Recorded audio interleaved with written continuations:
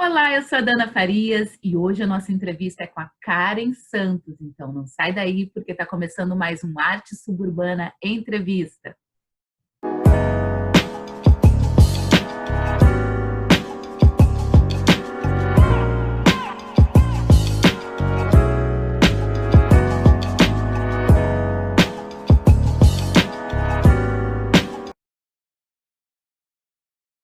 E hoje eu estou recebendo a Karen Santos, que é professora de Educação Física na Rede Estadual de Ensino e está vereadora na cidade de Porto Alegre. Seja bem-vinda, Karen.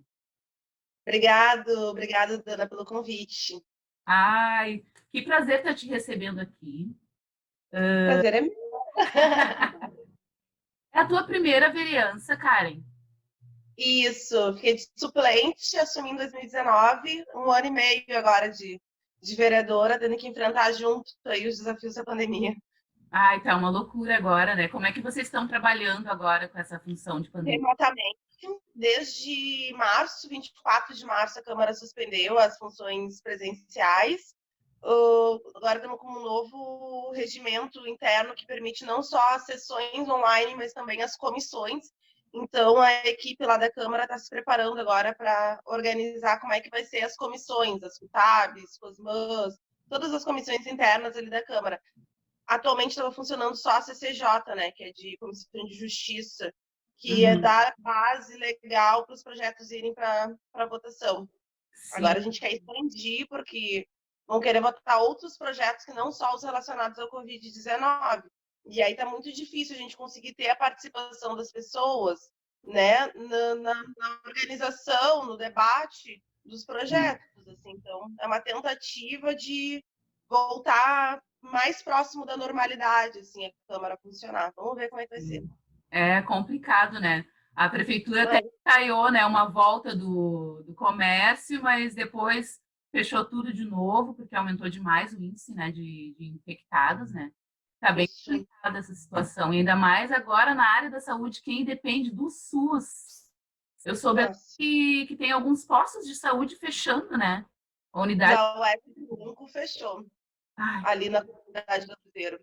que E sem absurdo. aviso prévio, sem uma justificativa formal e potente, né, para fechar uma unidade de saúde em plena pandemia, né, tinha que ter um bom argumento.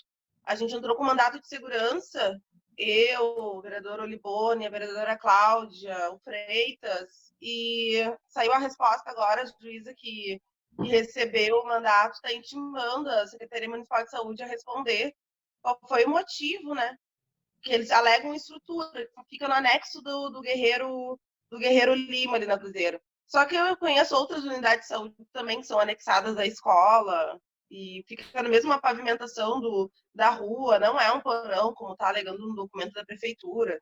Enfim, né? Política do Marquesão. E o incrível é que a gente vê esse tipo de coisa só acontecendo em comunidades, né? Uhum.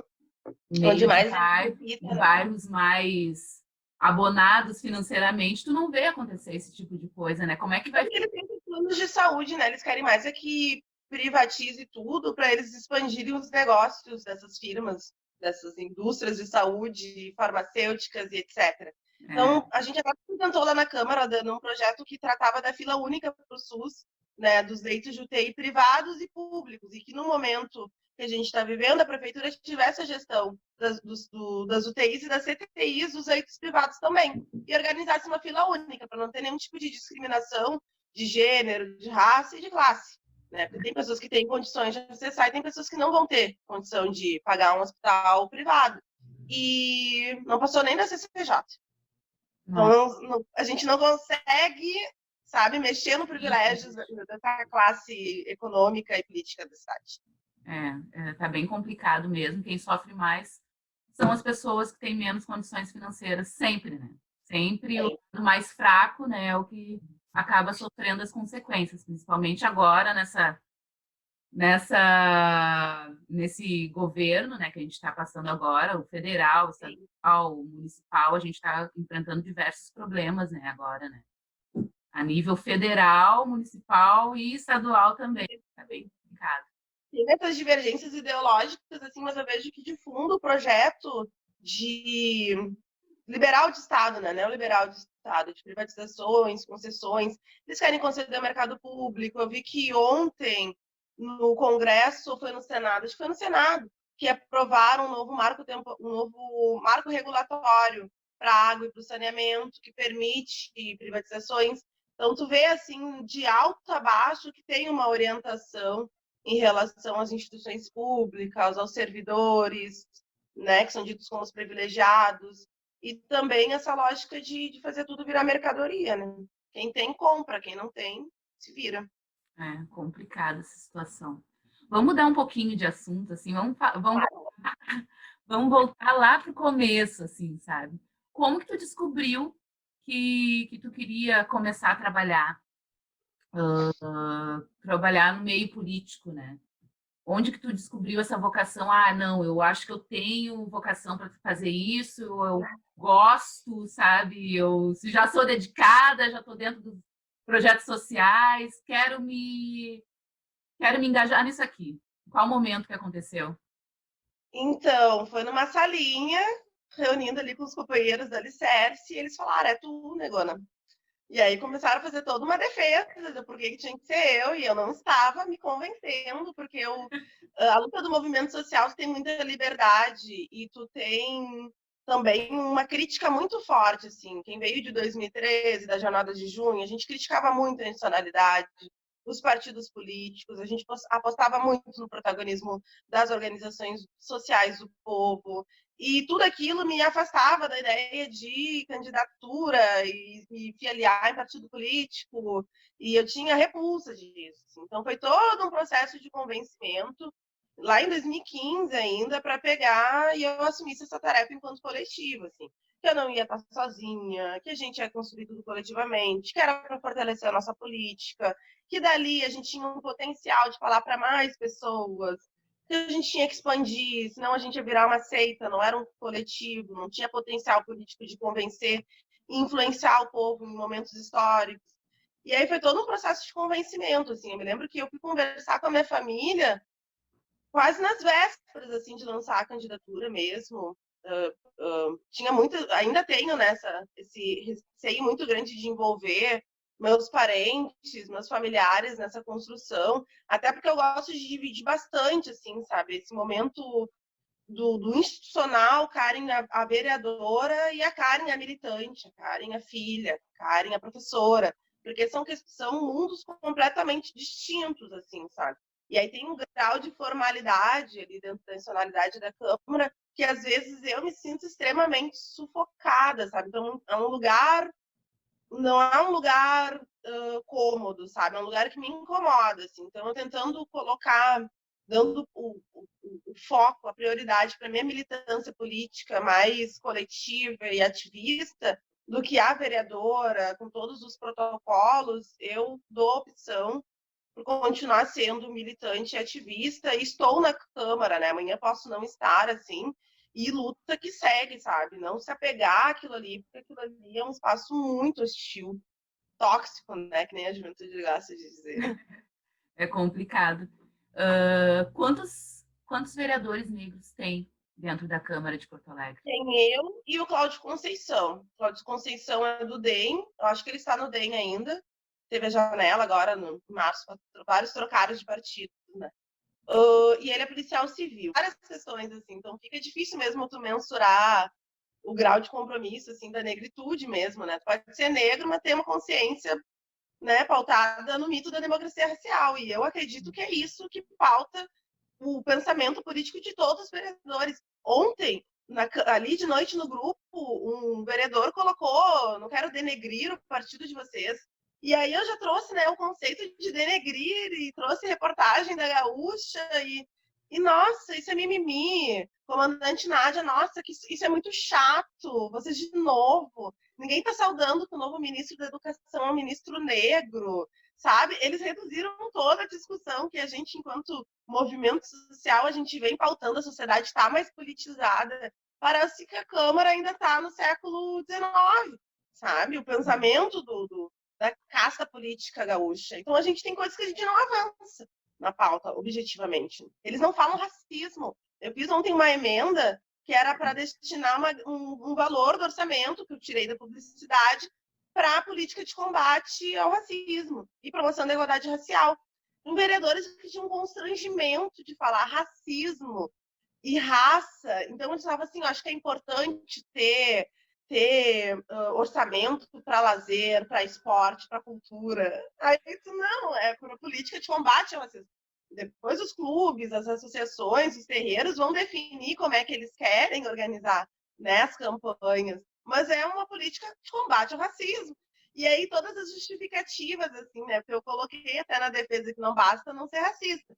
A gente tem que ser antirracista e para isso a gente precisa de orçamento. Não é só na militância e na boa vontade de um povo que está na margem, né? E aí vários constrangimentos, assim, um silêncio também de outros que para não votar contra, e para não se abster, simplesmente se ausentaram, assim. Eu estou para pegar hoje o quórum dessa votação, desse das aldeias indígenas também. Acho que foram 2 projetos bem simbólicos, assim, nesse marco ideológico. Nossa, que loucura. É que a gente não tem muita representação, né? Não adianta, ainda mais aqui no Rio Grande do Sul, né? O Rio Grande do Sul é um estado extremamente racista. E ninguém admite que é racista, né? Todo mundo acha que não existe. Não, racismo não existe mais. Eles, Uhum. eles colocam tudo no mimimi. Ah, não, isso aí é mimimi. Não, é mentira, capaz, imagina, não sei o que e tal. Mas aí a gente vê o resultado ali, ó, dentro da Câmara de Vereadores. Tu tem percebido uma crescente de candidatos negros? Sim, nossa, acho que essa vai ser as eleições com maior número, assim, tanto de homens, mulheres, LGBTs, etc. E eu acho que isso daí é um potencial, assim, acho que desde o assassinato da Marielle, Dana, a gente vê uma discussão sobre a questão da representatividade do ponto de vista da esquerda, Uhum. né? Porque eu percebo que os partidos de direita, eles sempre tiveram algumas lideranças concorrendo, nunca conseguiram alçar a cadeira, né? Nunca conseguiam se eleger, mas cumpriam esse papel de compor os votos do partido. Então eu percebo assim que a gente vai em algumas comunidades, tem lideranças do PP, tem lideranças do DEM, tem lideranças até do PSL, sabe? Eu acredito que dá espaço para lideranças de esquerda, negras, que tem um debate em relação à raça, racismo. Eu acho que aquela eleição ali que colocou a Marielle, a Talíria, a Érica, sabe? Maluguinho lá de São Paulo, está potencializando, assim, sabe? E garantindo o nosso espaço dentro dos partidos e dentro da disputa eleitoral, sabe? Acho que a própria branquitude da esquerda está vendo o potencial da comunidade negra de fazer uma discussão de país e de crise, do ponto de vista da maioria, somos nós. Tu não percebe que às vezes os partidos políticos eles usam o candidato negro, o papel ali dentro da comunidade, assim, vou colocar esse aqui porque esse aqui tem potencial. Muitas vezes não é nem acreditando no próprio trabalho da pessoa, né, do indivíduo, mas mais para cumprir aquela cota, né? Fechar flanco. Tu organiza, né, a campanha a partir de locais de trabalho. E aí tu vai atrás das lideranças, e aí rola todo tipo de negociação, né? Para te fechar flanco, uma liderança comunitária tem potencial de chamar voto, né? Ou ela pode trabalhar na tua campanha, ou ela pode se candidatar e chamar votos também para a majoritária do partido, assim. Foi isso que eu percebi em 2016, como funciona. Por isso que às vezes o partido tem, sei lá, 20 candidatos a vereador, né? E aí todos os votos desses 19 vão somar para eleger o puxador, né? O que normalmente já está ativo na política, já é candidato há muitos anos, já tem uma cadeira às vezes no legislativo, né? Então é assim mais ou menos que funciona. E aí também que começa a nossa desigualdade na largada, né? O financiamento da campanha, quanto de recurso, né? As cotas para mulheres, as cotas para as pessoas negras, eu acho que são políticas importantes dos partidos adotarem para equalizar essa disputa, porque as candidaturas negras elas já saem prejudicadas, né? Quem já tem mandato, tu tem uma organização financeira ao longo do teu mandato para o momento da campanha tu investir. Né? Em 2016 eu tive 1.000 panfletos. Né? Se não fosse a campanha de financiamento coletivo, 1.000 panfletos eu nunca ia me eleger. Então, assim, se a pessoa não tem um coletivo também, que te ajude a organizar, pensar a campanha, correr atrás de recursos, fica muito difícil. E isso que eu falo, assim, porque eu vou muito em comunidade conversar com lideranças dos processos e às vezes eu vejo assim, a angústia das lideranças para resolver o seu problema da comunidade é se candidatar. E aí vão para todo tipo de legenda política e fica naquela frustração, porque nunca conseguem se eleger, né? Então, é muito colocado na cabeça da liderança, do nosso povo, de que todos os problemas vão ser resolvidos nas eleições ou tendo uma cadeira no parlamento. Assim. E eu faço muitos exercícios de colocar, galera, o problema é muito mais embaixo. Não é só estar lá, não é estar lá sozinha, sabe? A gente tem que estar lá com um projeto e tem que ter povo para empurrar o parlamento, empurrar o judiciário, que são instituições que não funcionam no tempo da população. É complicado, né? É horrível. São espaços que a gente ainda tem que construir, né? Eu acho que a gente não é nós, o povo negro, assim, não sei qual é a tua posição sobre isso, mas a gente não cresce com aquela ideia de que a gente tem o potencial para estar dentro daquele espaço. Eu acho que Eu acho que quem tem nem quer, sabe? sim, às vezes tem aquele medo, aquele receio que nem tu falou ali, que a Câmara é um ambiente hostil, e realmente é. E a gente não se sente pertencente àquele lugar. E como a gente não se sente pertencente àquele lugar, muitas vezes a gente fica com receio de Ou então tu é um medo, né? advogado, um promotor, um médico, Sim, sabe? Alguém que tem atuação no movimento social negro. E aí tu vai querer representar a tua comunidade, tu passa também, às vezes, pelo constrangimento da tua própria comunidade não se identificar com o teu discurso e não fazer campanha, tu ser utilizado e tu se desmoralizar. Enquanto indivíduo negro, né, que tem uma caminhada, que tem um trabalho, eu percebo isso também.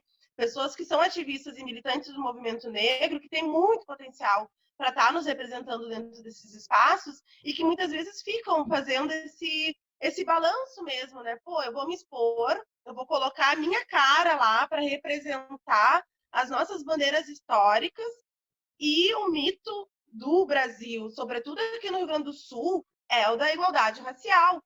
Então, muitas vezes, tu tá lá representando a pauta racial e a tua própria comunidade negra tá dizendo que não é bem assim, não precisa, só contra cotas, sabe? Então, tem questões também que estão na ordem do dia, embaixo, que a gente precisa organizar para alçar um representante para ter movimento junto com ele, né? Não pode ser um indivíduo sozinho numa briga contra o sistema, sabe? Olha o é, que fizeram com a Marielle, né? Pensando assim na política por todos os meios que a burguesia também utiliza. é complicado. E o que a gente pode fazer para mudar, de repente, esse pensamento da Eu periferia? acredito Não muito se na sentir. organização de base, Daia, Uhum. sabe? No protagonismo do povo. O povo foi educado à democracia ser as eleições e de 2 em 2 anos dar um cheque em branco para o político decidir os rumos da vida por ti. O orçamento participativo foi uma experiência que teve aqui em Porto Alegre, foi uma experiência importante, no sentido de que dava o protagonismo para as comunidades definirem as suas prioridades e disputarem uma parte do orçamento. O orçamento, com o tempo, o orçamento participativo ele foi sendo minado por vários tipos de iniciativas políticas. E as comunidades que têm os problemas que são muito semelhantes, saneamento, asfalto, calçada, sinalização, regularização fundiária, elas começaram a disputar entre elas por uma parte mínima do orçamento.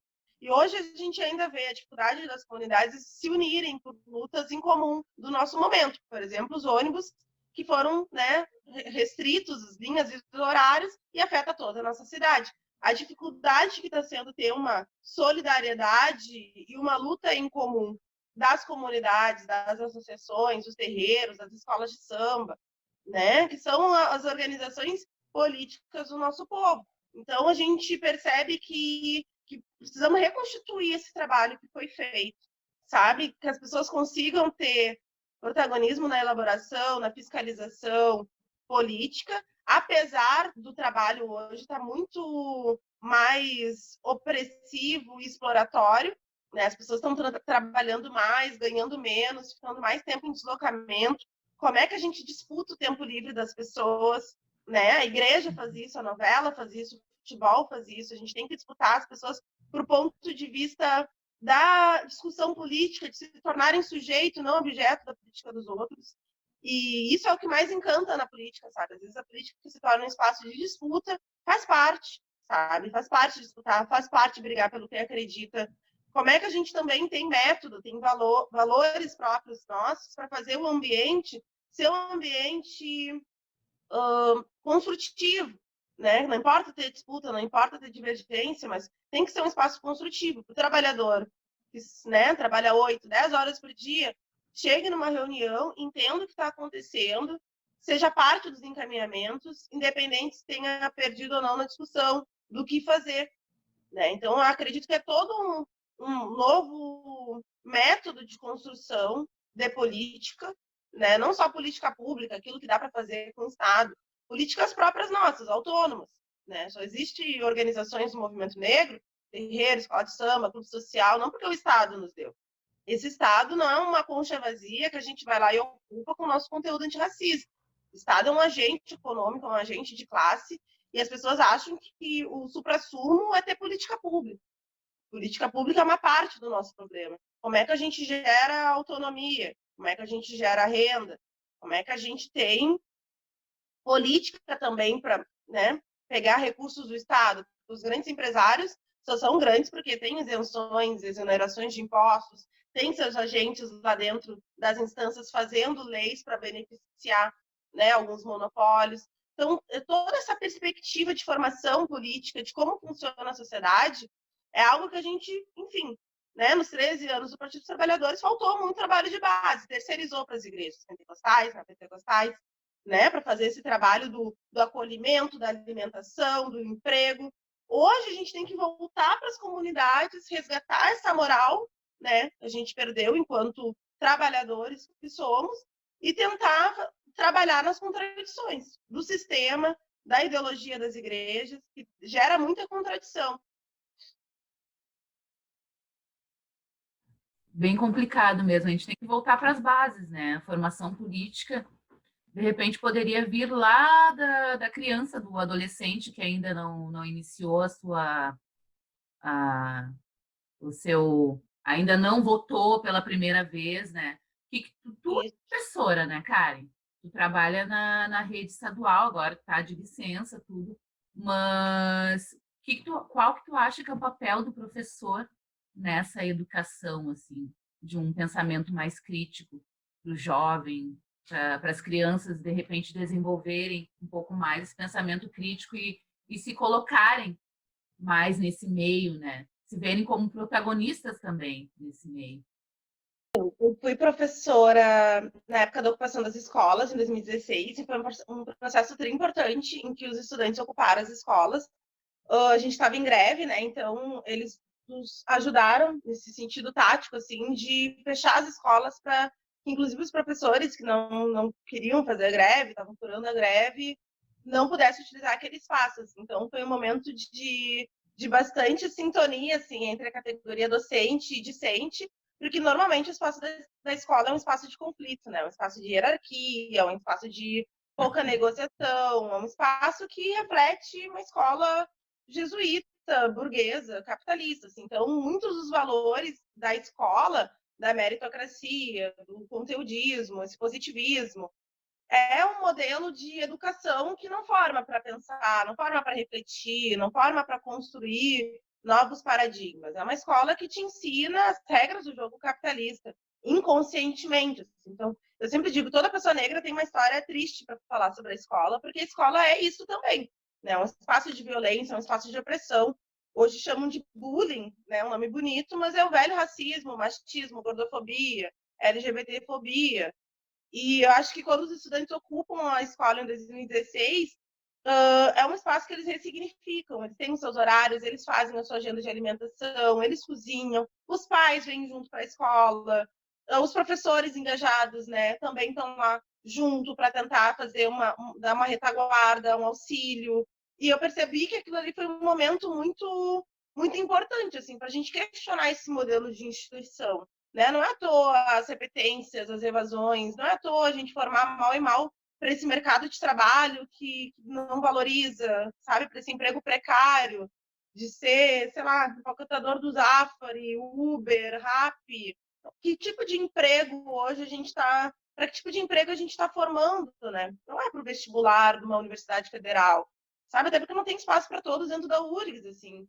E a ideia de sucesso também que a gente tem é entrar numa universidade. Então tem várias questões assim que eu acho que a gente deveria estar questionando em relação a esse modelo de educação. E eu acho que o primeiro passo foi dado pelos estudantes em 2016 quando ocupam, sabe? E infelizmente a nossa categoria não conseguiu entender o recado que eles estavam nos dando. Até porque depois que termina a greve, a gente pega a chavezinha de novo da escola, não, agora nós organizamos de novo, os professores, sabe? Sem muita participação, sem muita democracia, sabe? Sem liberdade de expressão, de construção.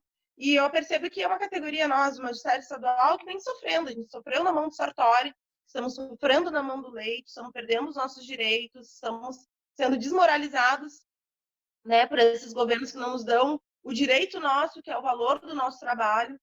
E falta essa conexão com a sociedade. Eu vi que ontem teve um ato aqui na Zona Sul importante dos professores contra o regresso das aulas presenciais, e é na luta que a gente vai reconstituindo a nossa dignidade, vai conversando com a comunidade, sem estar dentro daquele espaço em que tu é o professor, tu vai lá e conversa com a mãe, conversa com o estudante, faz esse trabalho de diálogo. Eu acho que é isso que está faltando na nossa categoria, assim, mais empatia, essa humanidade, essa disposição de construir um novo modelo de ensino, não só defender esse que está aí, sabe? A gente precisa modificar esse modelo.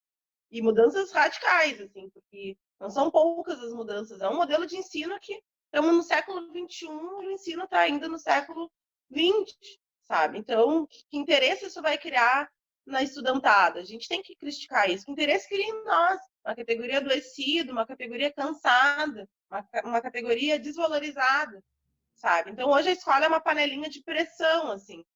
Tendo noção desse potencial explosivo, dá para fazer muito trabalho ali. Mas tem que ter noção do potencial explosivo. Não querer só cumprir o papel de ir na válvulazinha tirando a pressão. Né? O nosso papel não é reformar esse modelo de ensino ou fazer só uma luta pelo nosso plano de carreira. Né? O nosso papel tem que ser uma luta em conjunto com outro modelo de educação, que não esse que tá sendo pautado aí pelos ministérios da educação. É complicado, né? O modelo de educação que a gente vê hoje, ele não evoluiu, né? Ele continua no século passado, a mesma maneira que nossos pais, nossos avós eram educados há 20, 30, 40 anos atrás, segue o mesmo formato de ensino hoje, né? E o jovem hoje, ele é um jovem com um pensamento totalmente diferente do que o jovem que eu fui, por exemplo, há 20 anos atrás. A juventude está mudando. A juventude está mudando, André, não parece. Vamos até aos 40. Se nega a crescer, né? É complicado, né? E a gente não vê a valorização também dos profissionais que estão ali dentro, né? Capacitação daqueles profissionais que estão ali A dentro. gente está abandonado. Tu pega o teu diploma, entra na escola e é um legítimo te vira, Sim. sabe? E é horrível essa sensação de angústia, assim. Eu me lembro que nos meus últimos anos ali no Paraná, eu tinha pânico. Eu cheguei a chorar algumas vezes dentro da sala de aula, assim, sabe? Por não conseguir resolver os conflitos, por me sentir oprimida, por me sentir desvalorizada. Tudo que eu queria fazer não dava, eu não podia. Eu começava tarde, eu ficava com muita raiva, me colocava muito no lugar do estudante, assim.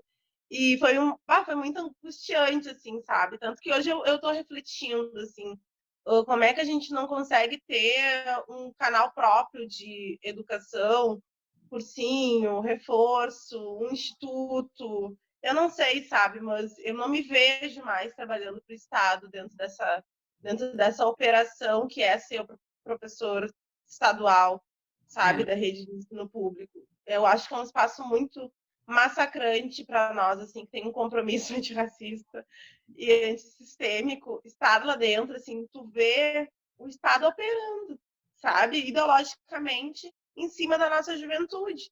Isso é algo que te corta o coração, sabe? Ter noção do papel que tu cumpre ali dentro. Por mais que tu seja progressista, por mais que tu tente, tu também tá sendo moída, sabe?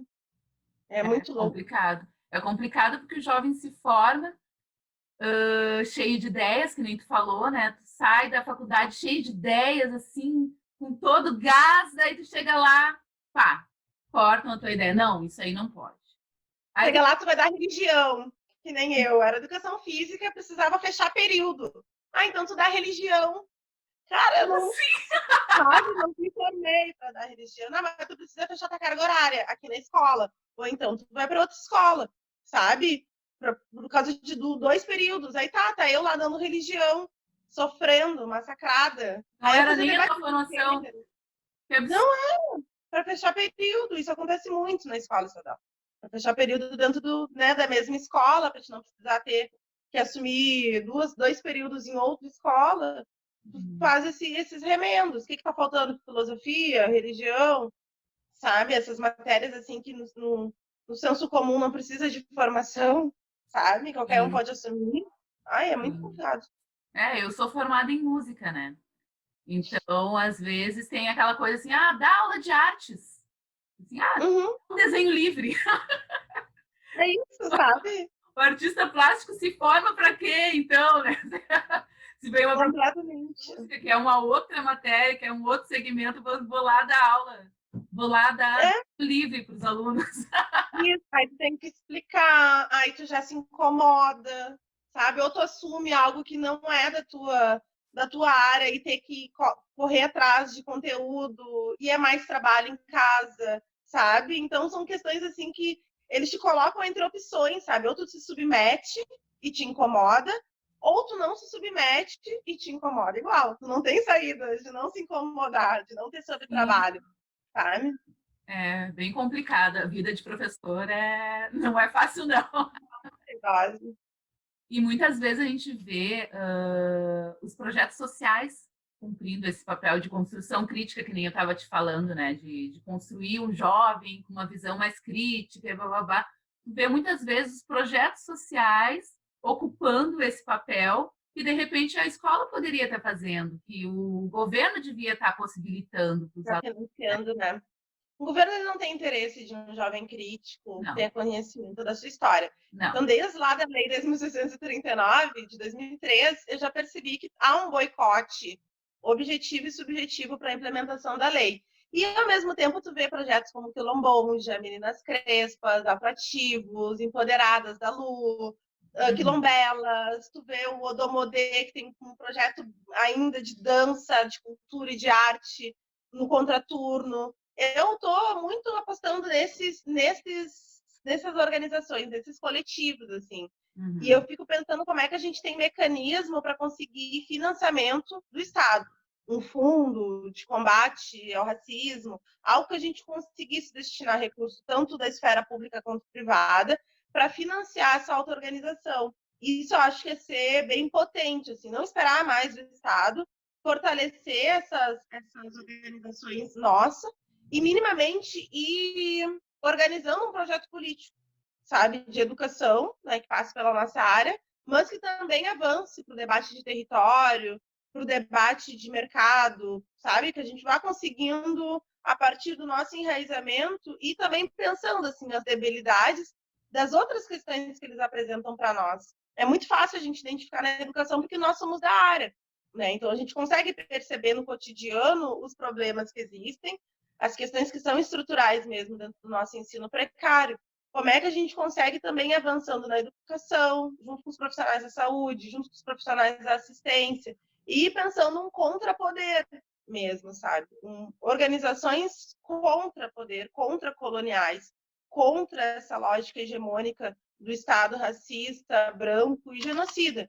sabe? E isso daí é algo que eu venho pensando muito de um tempo para cá, porque eu não sei, Dai, se tu tem essa lembrança, assim, da nossa geração ali, quando a gente tinha 20 anos, tu ter vivido isso, sabe? O meu pai era do Floresta Aurora, eu cheguei a pegar um pouco da instituição, mas quando ela já estava num movimento, assim, de derrocadas, sabe? A gente tentou organizar a biblioteca, eu acho que eu tinha uns 14, 15 anos, fizemos até um evento da juventude ali do Floresta, mas não decolou.